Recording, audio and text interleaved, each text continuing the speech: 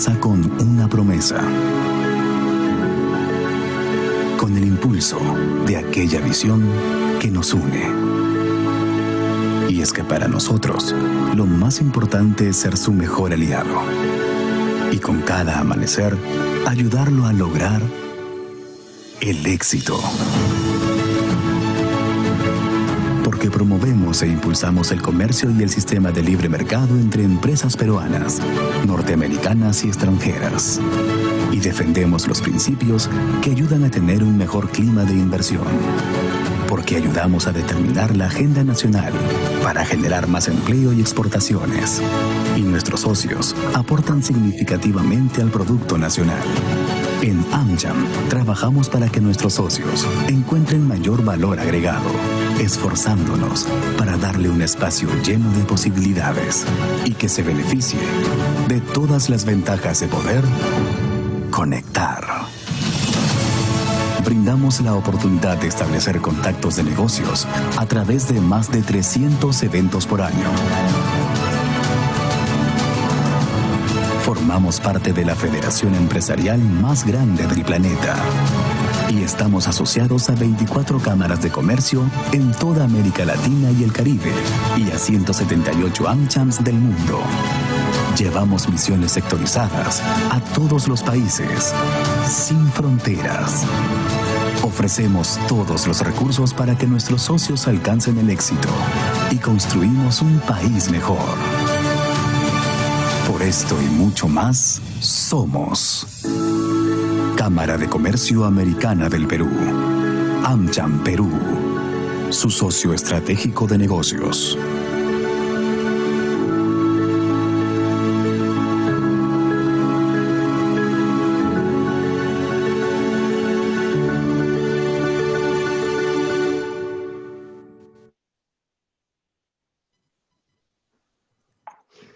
Muy buenos días a todos los que nos acompañan el día de hoy, especialmente a nuestros dos invitados.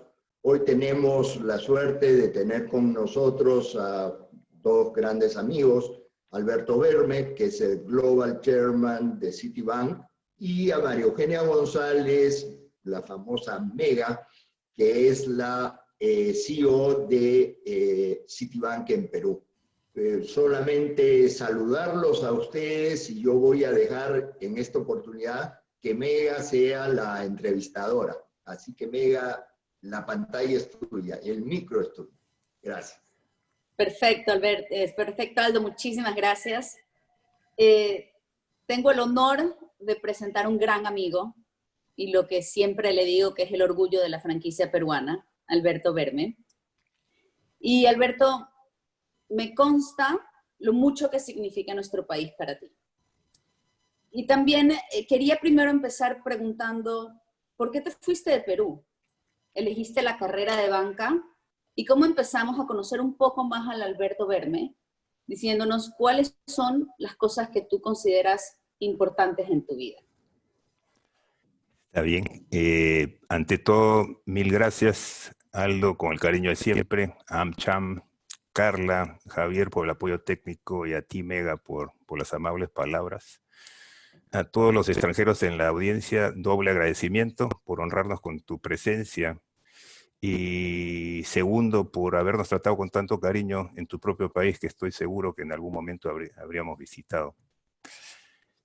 Tus preguntas son bastante personales e iremos al grano. ¿Por qué salí del país?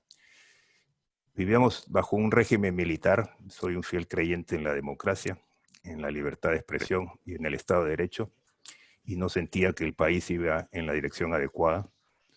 Optamos por despedirnos de la familia, momento muy doloroso, un martes 12 de agosto de 1975, van a ser 45 años, vuelo de Braniff International a Miami. La universidad que optamos escoger tenía dos factores muy importantes que ayudaron en la decisión. Uno, que el estado donde se encontraba, Ohio, hay una ciudad que se llama Lima, y luego los colores de la universidad eran los mismos que los de la bandera peruana, rojo y blanco, y terminó siendo un cambio fundamental en mi vida, quizás por suerte. En cuanto a qué carrera escogimos, el título dice economista, no me considero economista. Yo siempre quise ser poeta. Tuvimos un desayuno tradicional en una casa limeña con un buen jugo de papaya, mi mamá, mi papá y yo. Mi mamá quería que yo fuese médico, mi papá ingeniero como él, yo poeta, conclusión, banquero. Y ahí seguimos. El tema de por qué la banca, no sé si la banca me encontró a mí o yo la encontré a ella. Después de graduarnos de esta gran universidad en Ohio, teníamos que buscar trabajo en Estados Unidos. En un momento necesitabas una visa de trabajo. Aldo trabajaba en el BID en esa época. Estamos hablando de finales de los 70, principios de los 80, y él me ayudó mucho en asesorarme qué hacer. Encontramos trabajo en el Banco Mundial, encontramos segundo trabajo en el Banco Mundial y después encontramos un tercer trabajo en el Banco Mundial. Y ahí tuve una experiencia interesante porque era inesperada. Era un viernes, no un jueves como hoy, donde mi jefe me dice, oye, tienes que llevarle este documento al presidente del Banco Mundial, que era un señor, por todos ustedes conocido, el señor McNamara, de fama muy intimidante dentro de la institución. Y yo le decía, ¿estás seguro que quieres que lo lleve? Sí, lo tienes que llevar. Entonces me puse mi saco y se lo llevé. Entonces entré a la oficina de este señor con la mano temblando y le digo, bueno, mi jefe le mandé este documento. Y ya iba a salir corriendo de su oficina cuando me dice, oye, para. ¿Tú cómo te llamas? Le digo, Alberto. ¿Y de dónde eres? Entonces yo creía que este señor no sabía dónde estaba el Perú, le dije de Latinoamérica. Latinoamérica, pero ustedes son tan tontos. Le dije, ya sabía que no tenía que venir a ver a este personaje, pero a ver, me explica por qué cree usted eso de nosotros. Entonces me dice, es la típica dicotomía entre crecimiento y desarrollo económico. Y te lo explico, me dice. Si yo tengo una criatura naciendo en cualquier país asiático, y tengo otra criatura que nace el mismo día, a la misma hora en un país latinoamericano, el latinoamericano va a crecer más rápido, porque ustedes tienen todo, están dotados de agroindustria, cobre, plata, hierro, petróleo, gas, mientras que el asiático, con muchas excepciones, no tiene tanto. A medida que van creciendo, lo que el asiático produce lo va a reinvertir en su gente. Generalmente lo que ustedes producen se desperdicia.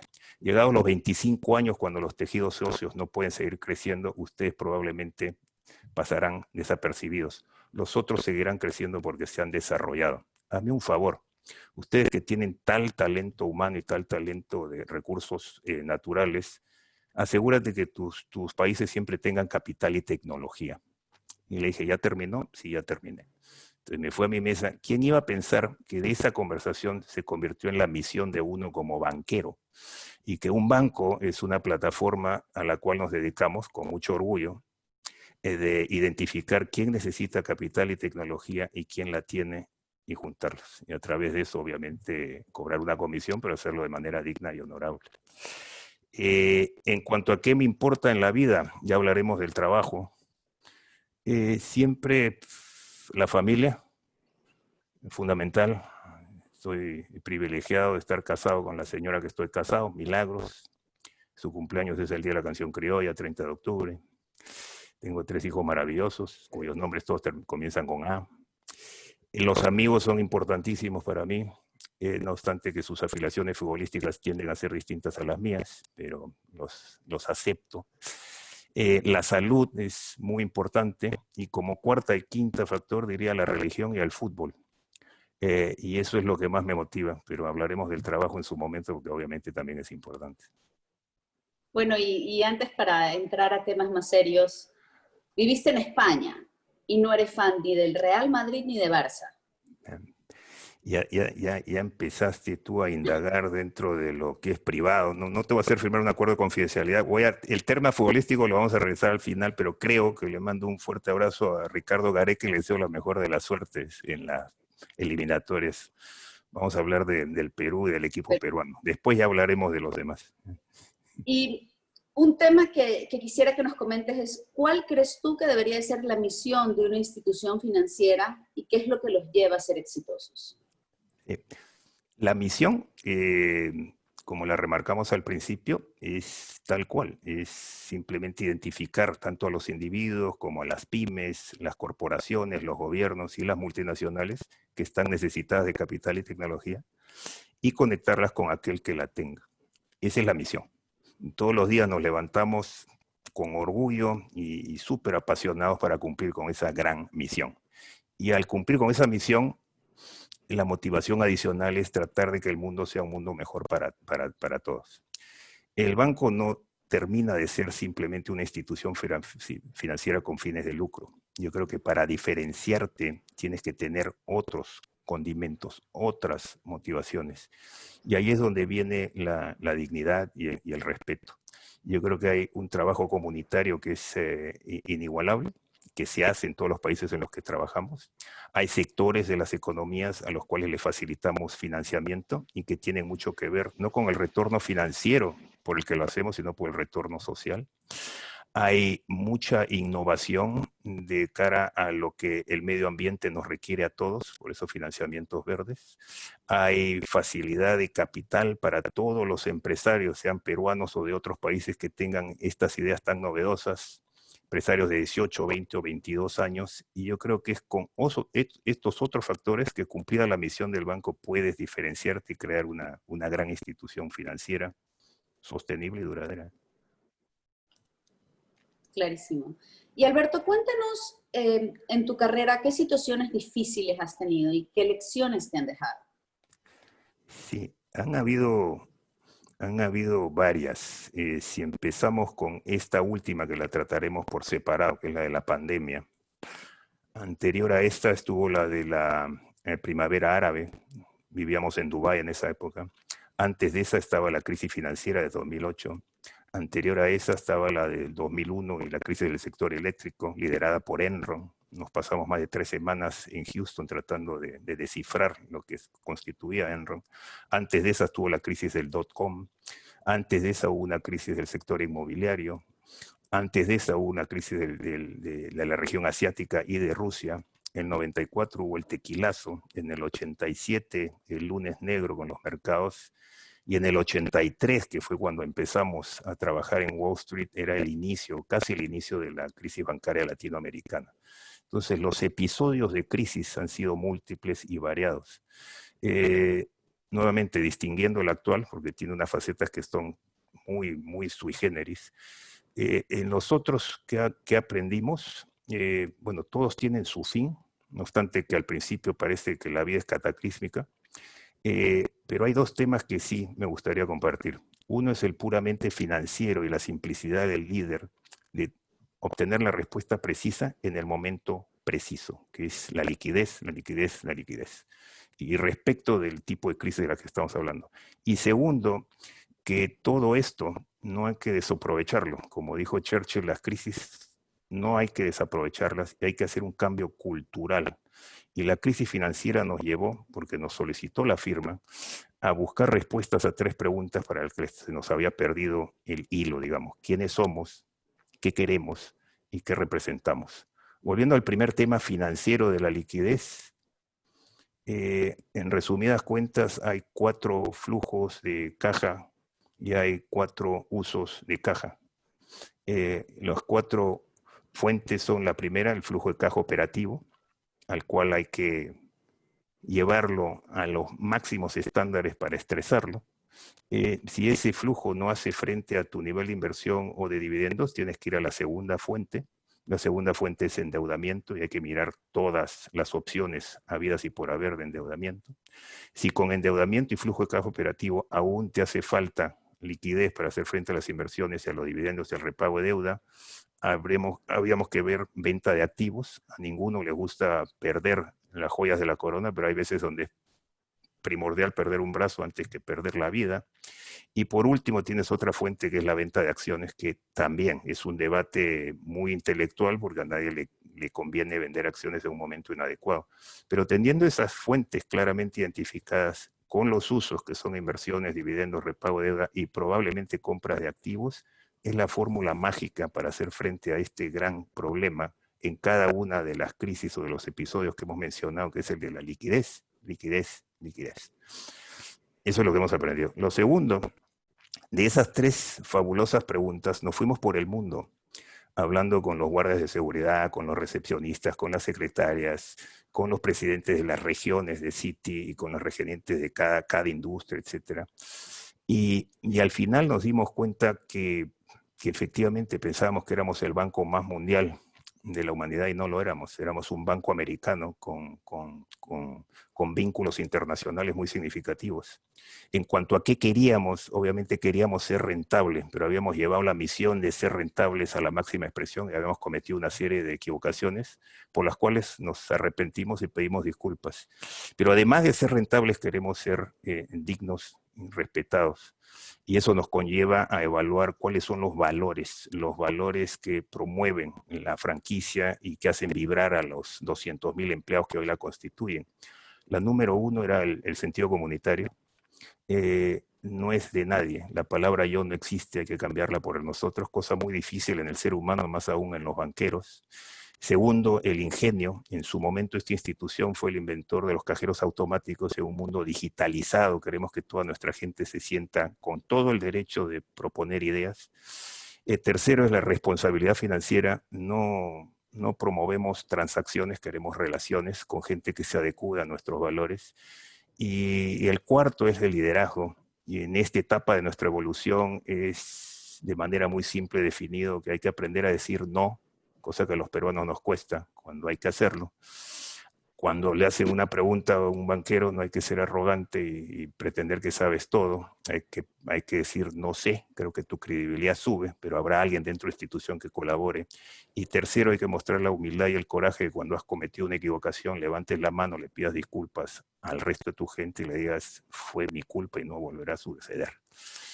Entonces, de 11 episodios hay uno estrictamente financiero que es liquidez, liquidez, liquidez, y desde el lado cultural no hay que olvidarse de quiénes somos, qué queremos y más que nada qué valores representamos. Esa es una guía brutal, especialmente cuando enfrentamos otros desafíos como el actual.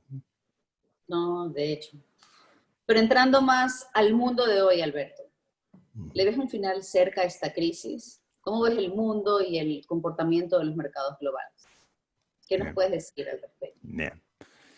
Bueno, ya nos conocemos y creo que por el sonido de la voz no tenemos que guardar nuestras emociones. Entonces, antes de responder tu pregunta, quisiera compartir con ustedes cómo me he sentido.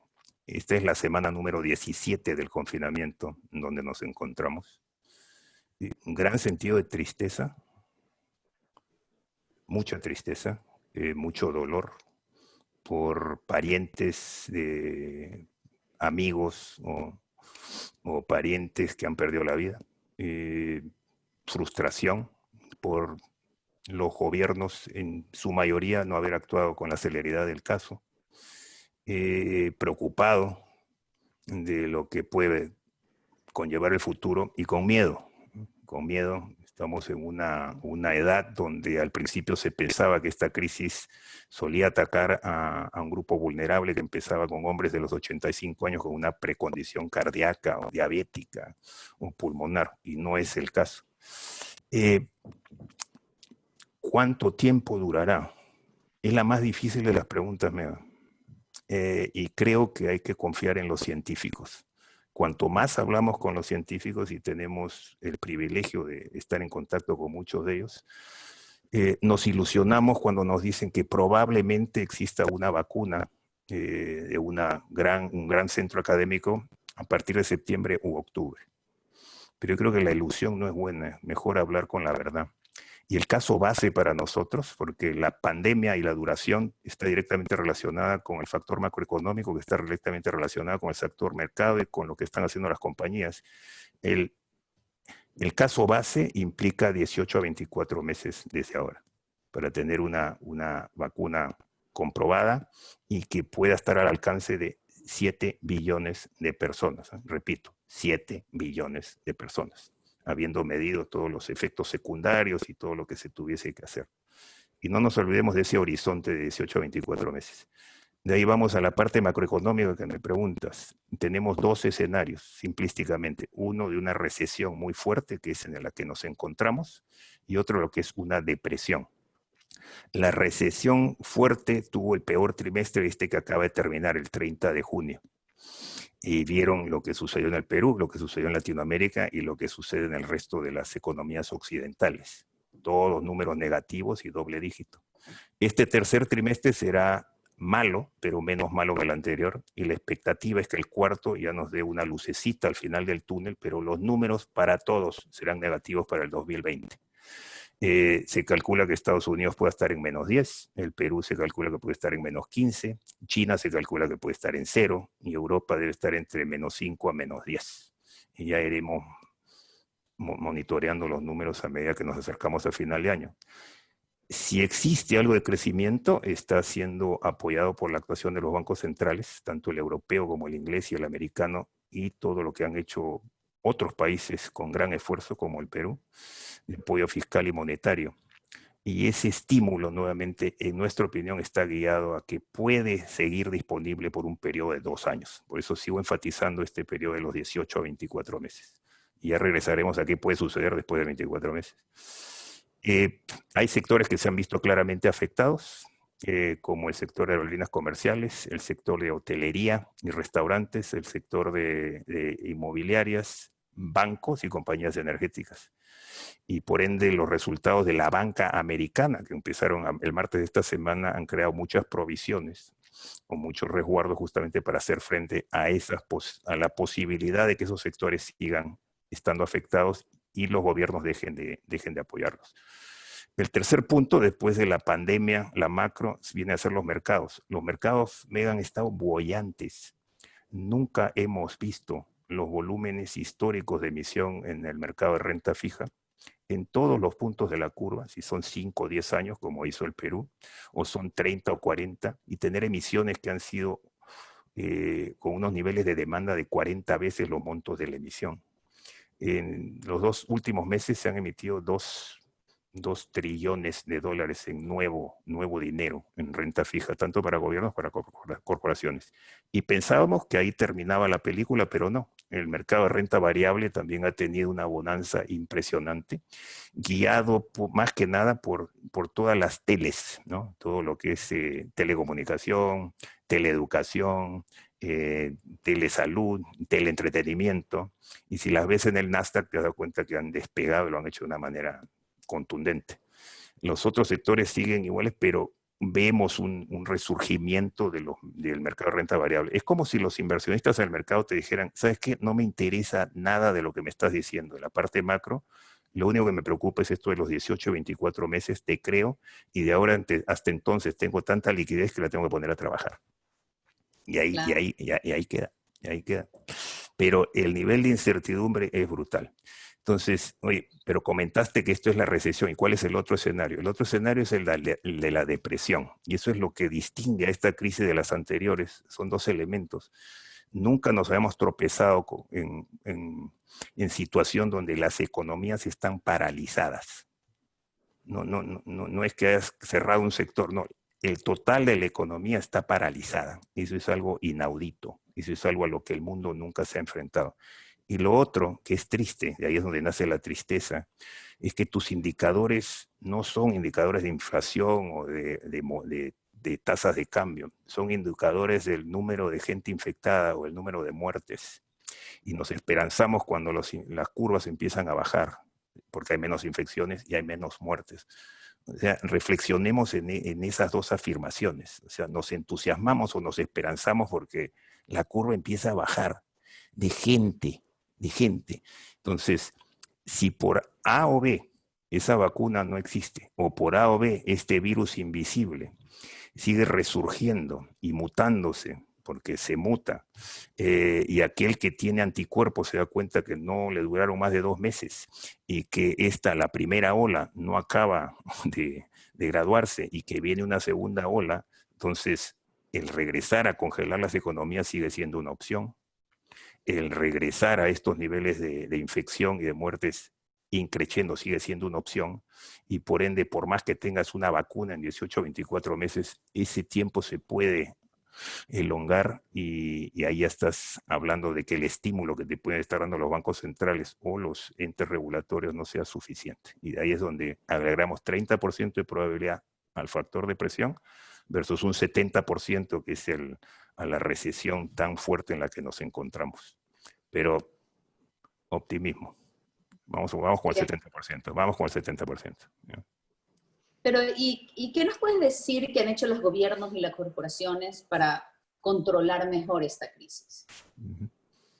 Hay, realmente si uno cuando piensa, y todo depende del país donde uno vive, yo estoy seguro porque hablo mucho y tengo familiares y amigos en el Perú, leíamos de la contundencia y la rapidez con la que había actuado el gobierno peruano.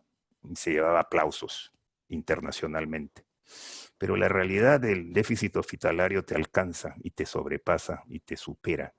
Entonces, el tener una cama de cuidados intensivos disponible para 200.000 personas es difícil, ¿no? Ese es un dato con el cual tienes que vivir.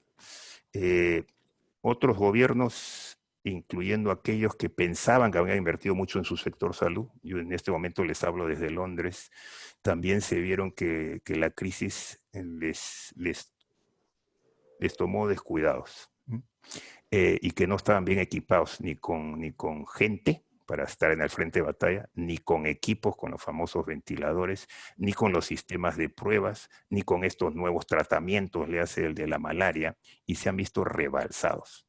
Entonces, no comparo y no digo consuelo de muchos, no digo nada por el estilo, pero creo que los gobiernos, para darse cuenta de sobreponerse al factor negación, les ha tomado tiempo y esa ha sido una falla mundial.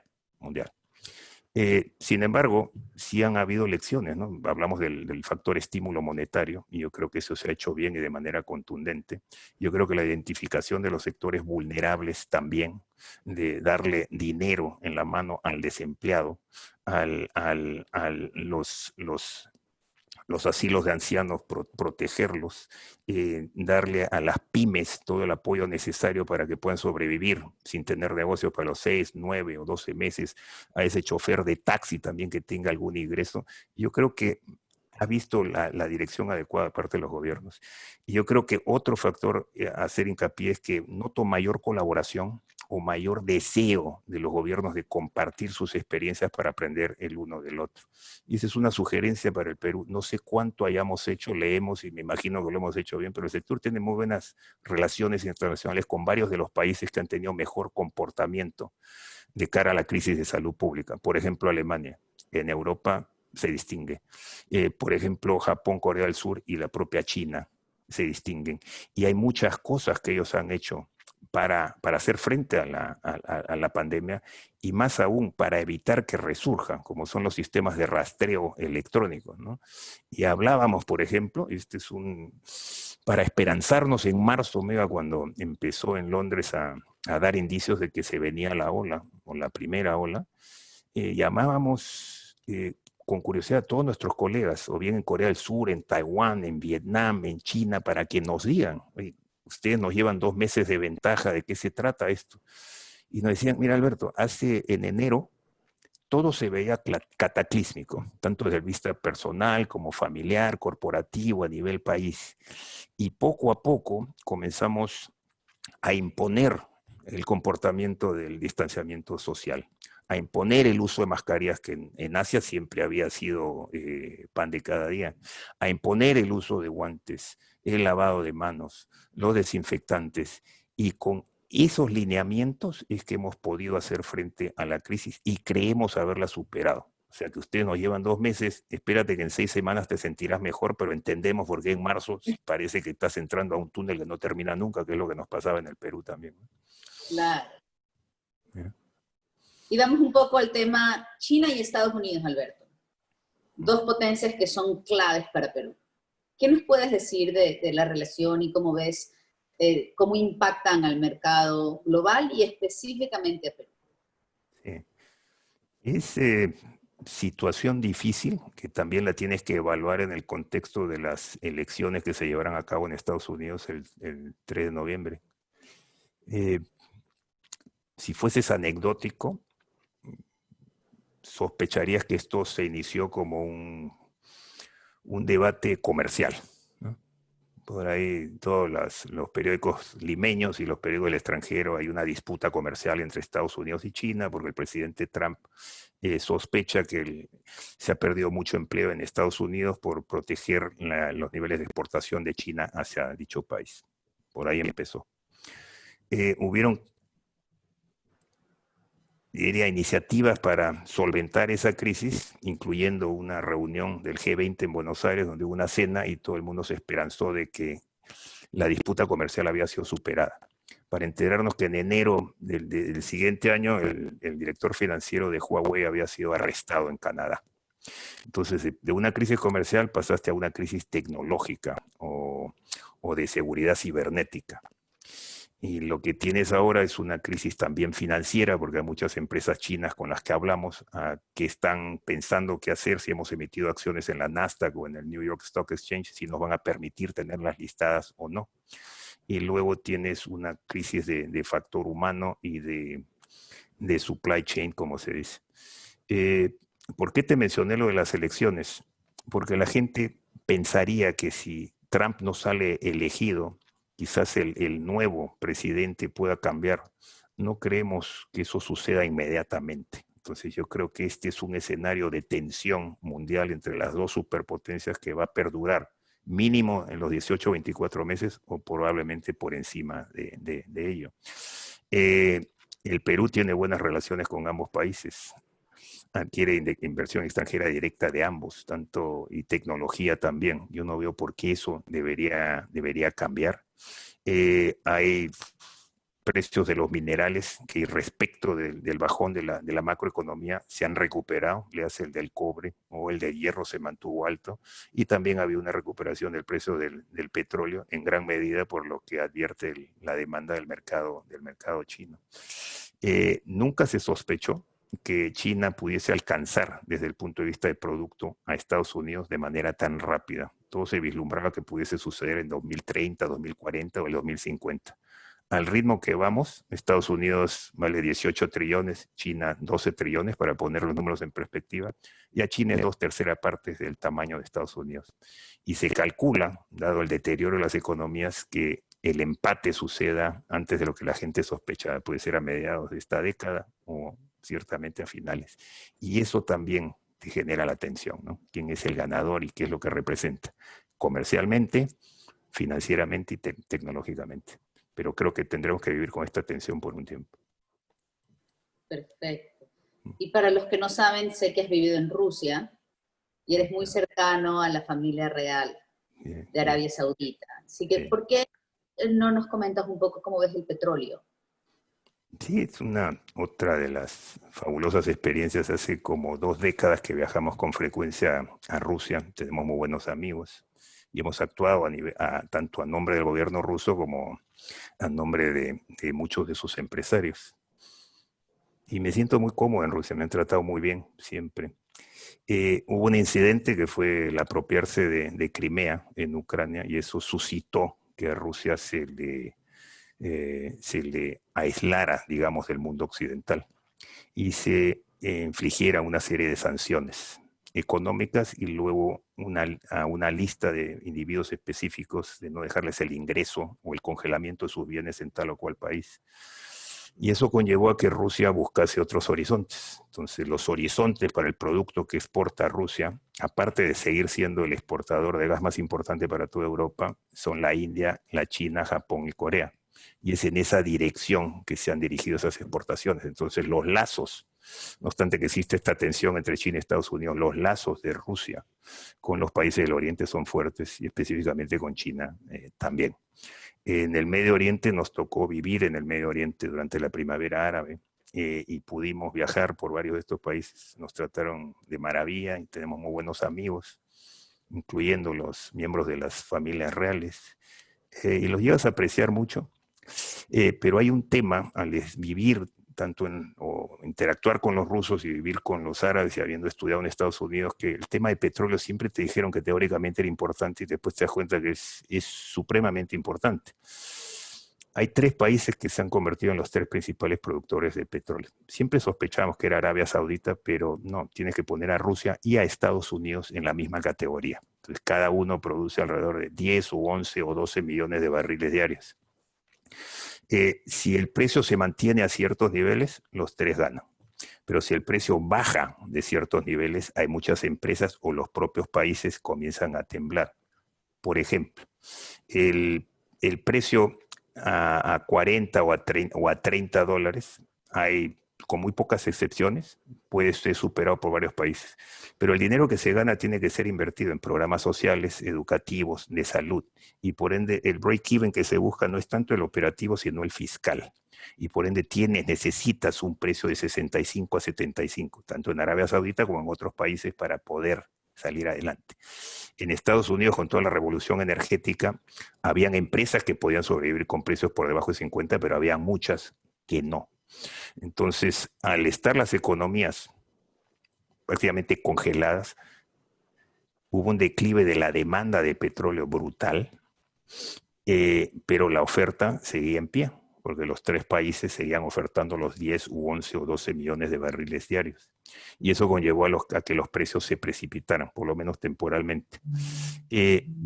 Se ha mejorado, pero vemos que todavía sigue siendo frágil. Nuestro pronóstico para este año sería unos precios de petróleo 42, 45, con miras a que suban si las economías se reactivan.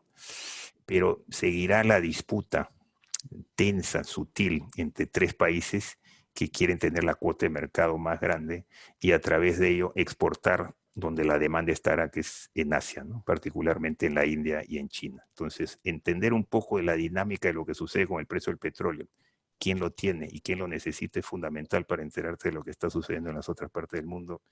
Y nos sentimos privilegiados de haber tenido esa exposición y entender un poquito más por dónde va el tema, ¿no? Excelente. Y Perú, Alberto, ¿cómo ves Perú? ¿Cómo ves que todos estos factores, cómo nos van a impactar aquí? Sí. Hay una... Yo creo que hay que, cuando los factores son tan agobiantes, porque son muchos y múltiples, creo que hay que desglosarlos en lo que pudiéramos hacer en el corto plazo, en el plazo inmediato, en el mediano plazo y en el largo plazo, ¿no? Entonces, en el plazo inmediato hay un tema de salud pública. Yo creo que con la actual infraestructura, más difícil. Guiándonos de lo que han hecho otros que podrían brindar asistencia, es lo que se debería hacer, y yo estoy seguro que hay varias iniciativas al respecto.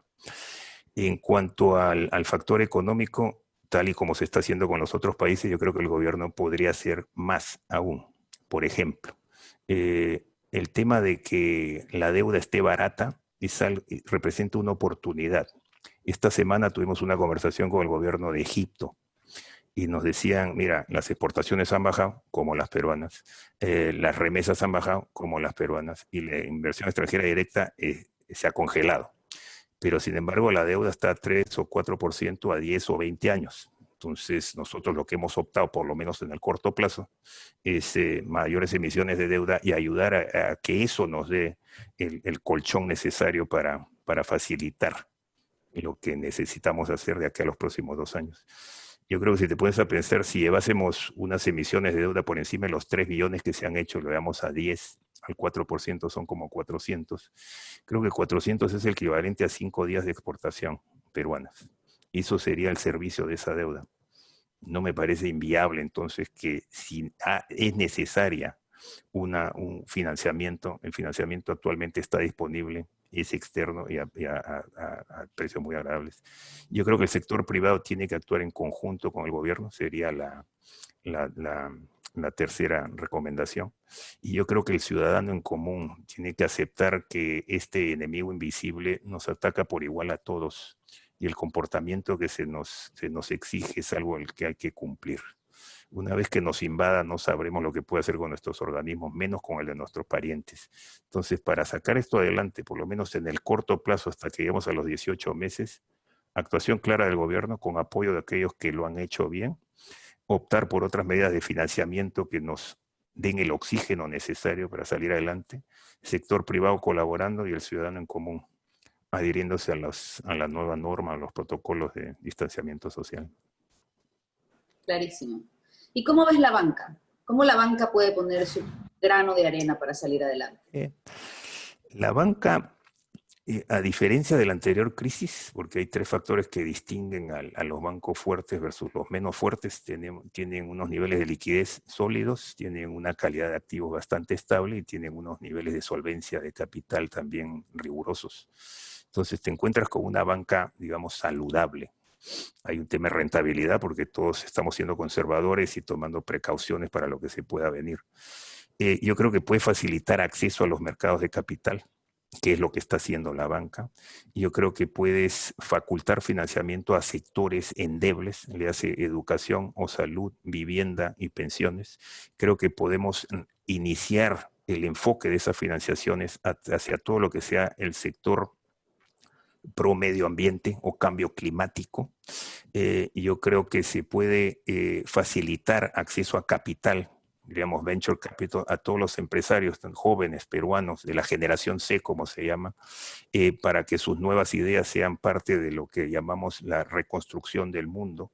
Y podemos también ofrecer programas de financiamiento a todo aquel que en este momento está persiguiendo un título educativo, pero que sospecha que al graduarse no tendrá opción de trabajo. Y yo creo que esos son temas todos de responsabilidad social que los bancos como industria han asumido después de la crisis financiera, y esperemos que rindan. Pero eso depende mucho del liderazgo propio de cada institución y de lo que sus mismos empleados quieran hacer. Pero hay mucho que puede hacer la banca en esta opinión. Como dicen los entendidos, somos parte de la solución y bienvenidos sean. Bueno, y como sabes que me encanta darte preguntas interesantes para la audiencia, cuéntanos de experiencias que han sido difíciles en tu vida de sobrellevar y qué lecciones te llevaste. Sí. Han sido muchas, obviamente. Generalmente cuando hacemos introspección, y lo hacemos mucho, lo hacemos con equipos o con gente en la que confiamos, más nos gusta comentar errores y luego temas normales que nos han pasado como personas. Y cuando veo que tengo un episodio de tristeza, que empezamos con la tristeza en su momento, trato de indagar dentro de mi vida y las experiencias que he tenido, aparte de mi familia, mis amigos, y qué personaje es el que me ilumina y me hace resurgir la sonrisa. Y tuve la suerte, y Aldo también tuvo el privilegio de conocerlo, que en nuestra vida se atravesó un personaje de nombre Armando. Y Armando tenía 1 metro de estatura, era minusválido, y no tenía un sol, era la persona más pobre del mundo, pero tenía una sonrisa de oreja a oreja. Y cuando te veía medio triste o medio alicaído, te decía, mírame. Y siempre su lema era, a golpe se hace el artista. Y siento que fue un ángel que nos envió el señor de Luren, de Ica, siendo uno, habiendo vivido en Ica tanto tiempo, porque te juro que es un bastión espiritual, algo muy sólido que te hace renacer o despertarte rápidamente de aquello que te pueda causar tristeza, que han sido muchos los episodios, no solamente de trabajo, sino en la vida personal. Lo otro, a veces estoy cansado, como nos pasa a todos, y tabundo, y tengo que aclarar el rumbo, y si efectivamente estoy haciendo lo que corresponde o no. Y eso me dura no más de media hora.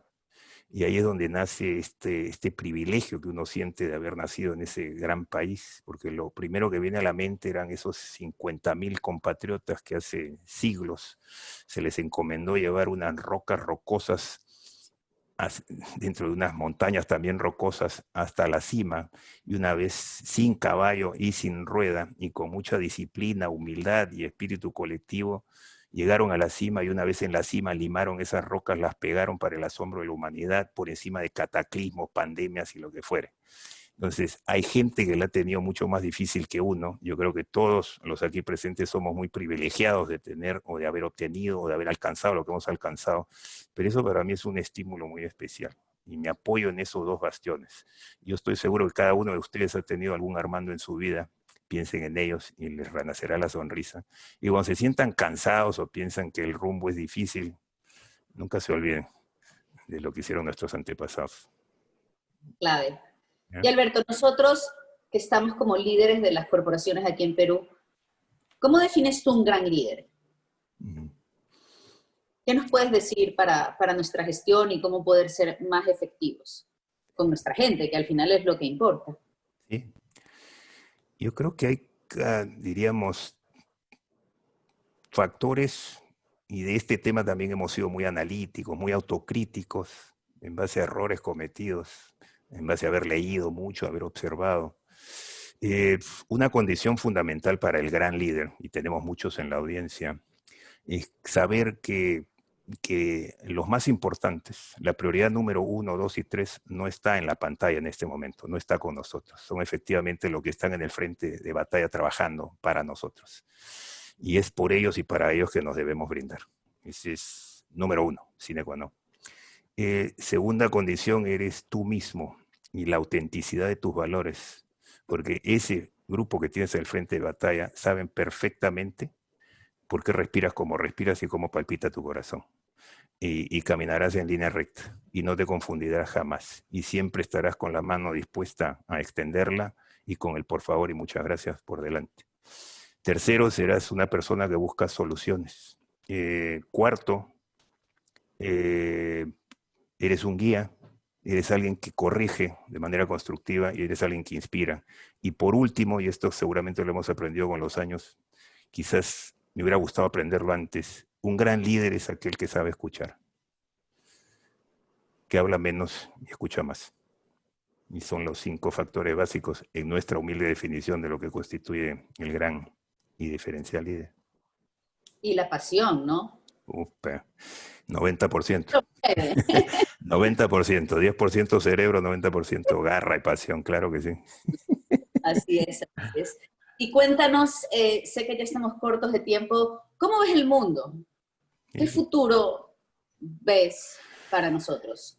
Sí, hay dos caras de la moneda, como siempre. Hay una que preocupa por encima de los 24 meses.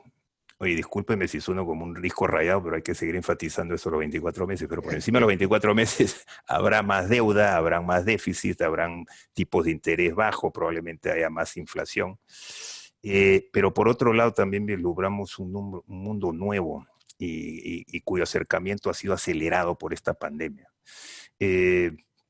Vislumbramos que la producción estará en manos digitales, en manos robóticas, que nos moveremos, por lo menos terrestremente, de manera eléctrica, que los materiales de construcción serán nuevos, novedosos y muy beneficiosos para el medio ambiente, que los temas de defensa serán manejados por drones, que los bancos harán sus pagos digitalmente, que construiremos ciudades inteligentes y que, más que nada, viviremos de manera más elongada y saludable, como si la muerte se convirtiese en una opción. Y ese es el mundo. Cuando uno lee, y hay libros que últimamente hemos estado leyendo, uno muy bueno que se los recomiendo de Lord Brown, que se llama Make, Think and Imagine, y te vislumbra ese mundo, pero dentro de 20 o 30 años. Yo creo, Mega, que ese mundo llegó. Y yo estoy confiado en que las nuevas generaciones, la que le llamamos la generación C, va a estar pensando más en esa cara de la moneda que en la anterior, que es la que sí preocupa, ¿no? Los déficits y la devaluación de las monedas y las deudas. Pero hacia allá vamos y eso es lo que vislumbramos, ¿sí? Perfecto. Nos debes una respuesta. Hombre, a ver, cuéntame. ¿Cómo no eres fan ni del Barça ni del Real Madrid? Dios mío. Creo que eres uno de los pocos, ¿no? Sí, sí, sí. Ya hablamos ya hay unos colores que nos distinguen, ¿no? Y hablamos de la bandera del Perú. Nuevamente pido respeto a todos los hinchas merengues y culés, así como a los cremas del Sporting Cristal, Sport Boys y del Deportivo Municipal. Pero siempre hemos estado con lo que se denomina el equipo del pueblo, tanto en el Perú y en España, y el nuestro es el Atlético de Madrid, y lo digo con orgullo. ¿Por qué? Vivimos en España. Mi padre era muy hincha del Real Madrid, me solicitó que fuese al Bernabéu a ver un partido que era Real Madrid-Logroñés, iba perdiendo después del primer tiempo 3-0 el Real Madrid y toda la hinchada se quería tirar encima de los jugadores, cosa a la que yo no estaba acostumbrada. Por mi coterráneo Sotil fui al estadio del Barcelona a ver un partido del Barça y 3/4 de lo mismo, hasta que sospechaba que había otro equipo ahí en la ribera del Manzanares. Fui un día, creo que perdimos 3-0, pero la hinchada seguía saltando y aplaudiendo y gritando y cantando, y fue un amor a primera vista del cual no me quiero desprender y no me desprenderé jamás. Ese es el equipo del pueblo, el Atlético. Qué bien, qué bien. No, muchísimas gracias, Alberto, y muchísimas gracias a Aldo. No sé si quieres agregar algo adicional. De verdad que tu tiempo lo apreciamos muchísimo y sé lo mucho que quieres a Perú. Sí, no, eso terminar con lo que empezaste, nuevamente con el agradecimiento a Aldo, Carla, Javier por el apoyo técnico y a ti, Mega, por las preguntas, por la paciencia. Sí, me habías preguntado mucho qué es lo que representa el Perú para uno. Y nuevamente a todos los extranjeros que nos honran con su presencia, pedirles disculpas y hacer un paréntesis. Y si nos emocionamos es por razones verdaderamente emocionantes. El Perú representa agradecimiento eterno. Representa un orgullo inconmensurable y una enorme responsabilidad. Agradecimiento por haber nacido en un país del cual he heredado unos valores muy singulares. Mañana es mi cumpleaños. Happy birthday. Si tuviese la opción de volver a nacer, sin duda escogería nacer nuevamente en el Perú. Es un orgullo porque esos colores, el rojo y el blanco, son símbolos de pureza, de grandeza, de coraje y humildad. Y nos enorgullece tenerlos a flor de piel en el alma. Y es una enorme responsabilidad porque sin darnos cuenta vemos que le hemos abierto puertas a muchos compatriotas y a mucha gente latinoamericana de otros países emergentes. Y tener ese peso sobre tus espaldas no hace más que motivarte. Y cuando te canses y te quieres una sonrisa, piensas en Armando. Y por si acaso tienes duda en cuanto a la ruta al horizonte, piensa en esos grandes antepasados. Lo que nos enseñaron en la casa fue siempre a estar agradecido. Y no hay palabras que puedan expresar el agradecimiento eterno que le siento a mi país. Ese es el Perú. Conmovedor. Yo soy ecuatoriana, pero llegué aquí a Perú en el 2000 y ya digo que me siento más peruana que la papa la huancaína. Amo este peruana y nosotros a ti, el cariño, el amor y todo lo que se siente es una persona de tu calidad es inconmensurable. Gracias por todo, creo que lo hemos pasado súper entretenidos. Aldo, el micro, me imagino que regresa a ti. ¿Ya? Agradecerte por habernos permitido, aunque sea en forma virtual, tenerte en Perú, tenerte con nosotros. Esperamos que puedas venir pronto. A Mega, por supuesto, que me quitó hoy el rol de entrevistador, pero creo que la vamos a contratar a ella porque lo hace mejor que yo, además es más guapa, por supuesto. Encantada, y después, encantada. Ya me prometieron invitación para el panel de diversidad, Aldo. Mira tú. Esa es una misión que tengo, desarrollar a las mujeres en Perú. Claro. Que bueno, ya tú ves cómo nosotros fomentamos la diversidad, que tenemos presidenta mujer, Mega, hay varias, casi la mitad de las directoras de la Cámara, o la mitad son mujeres, pero sin haberlo buscado específicamente, sino porque son mujeres capaces que las hemos invitado a formar parte de nuestro directorio. Y el problema que tengo yo también, pues, es que estoy totalmente subyugado con mujeres, porque en la Cámara casi todas son, Javier y yo somos los únicos, casi los únicos. Oye, bueno, mañana yo sé que vamos a hablar por el cumpleaños, que además cuando empezamos la conversación hablamos de Aldo Jr., que también su cumpleaños es el 17. Imagínate. Así que los dos están conectados.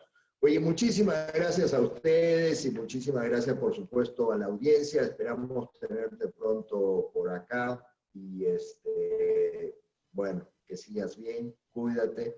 Lo mismo a Milagros, a toda la familia. Abrazo. Este año Citi cumple 100 años en Perú. Y el señor Verme me ha prometido que va a venir a la celebración. Darlo por hecho. Para abrirlo con un gran pisco sour. Claro. Y cantaremos juntos, así será. Así Me parece muy bien. Solo que creo que vas a tener que celebrar en Ica, porque él del avión se va recto, a Ica. Recto, así sea en paracaídas, antes de llegar a Lima. Está bien. Oye, un fuerte abrazo a todos. Muchísimas gracias. Muchas gracias. Gracias. Adiós, adiós. Chao, Adiós. Mega. Chao, Adiós. besos. Chao, Alberto. Chao, Aldo. Chao. Chao, señores. Chao.